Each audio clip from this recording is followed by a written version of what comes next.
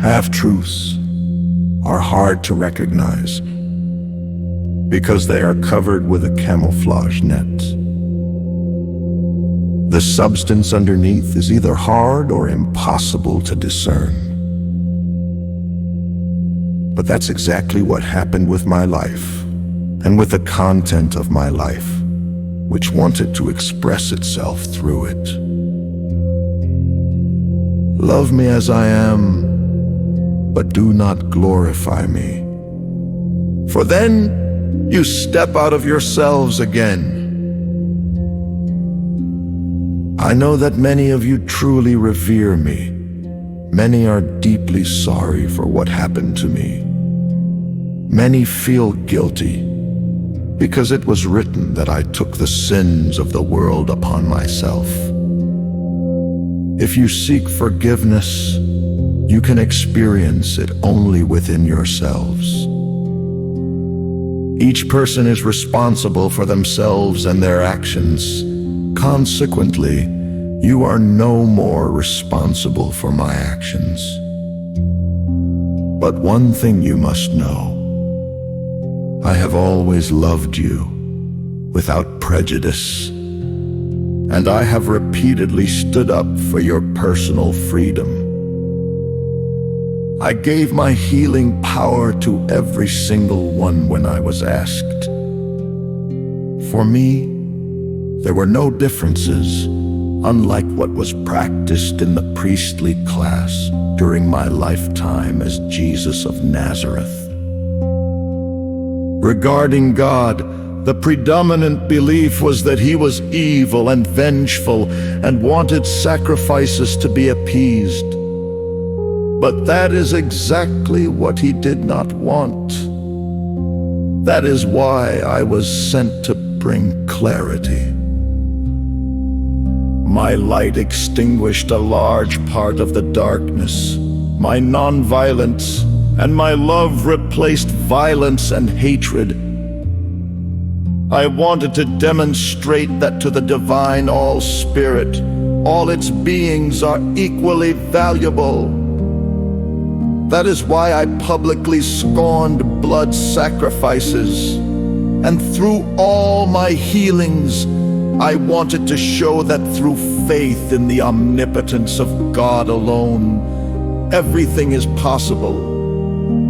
I never failed to say that this divine all-spirit is anchored in the deepest core of the human immortal soul.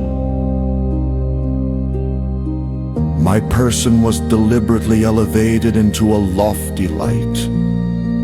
Yet I always wanted to be close to you, and I can only do that if I am in your midst. My goal is to bring you to yourselves. I was deliberately portrayed as the suffering Son of God. But I am not the suffering. I am the joy, the hope. I am the love. Love extinguishes suffering just as water extinguishes fire. It was never my intention to suffer in order to prove how much I loved you, and I do not demand this of you either. Of everything that has been written about me, this angers me the most. I also do not want you to worship me in the form of an image that is seen in many places. I did not want to be worshipped, even when I lived among you as the human Jesus of Nazareth. I was a human among humans, a soul that had incarnated to bring the message, the teachings of our Creator among you. I wanted to open your eyes so that you could see, but sometimes the eyes remained closed. They preferred to keep seeing the image they had made for themselves or allowed to be made and then regarded as their own. It was always about raising personal consciousness to God in every human being. It is my will that you free yourselves from the accusations of guilt that say I died for you and was crucified for your soul's salvation. That is not true. What is true is that I held unconditionally to my teaching of true love. But have you ever truly made the effort to get to know me? I tell you, I was made into a myth that was always brought forward when it came to assigning guilt. For these were inevitably connected to me. Feelings of guilt were deliberately instilled in people again and again in relation to my person as the crucified one. I personally never wanted this, and do not want it today either. I no longer want to see you kneeling before my cross, for it is not my cross. I want you to exchange this symbol of suffering for the symbol of true love. Are you now uncertain about what to believe?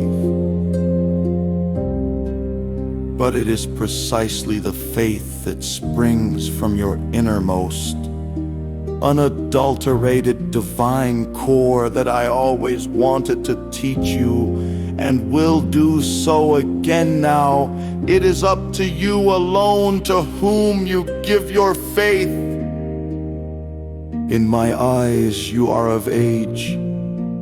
Therefore, accept it or not, you have the choice. I have always left you free choice, unlike those who said they spoke and acted in my name. By this, I mean those who disregarded your free will.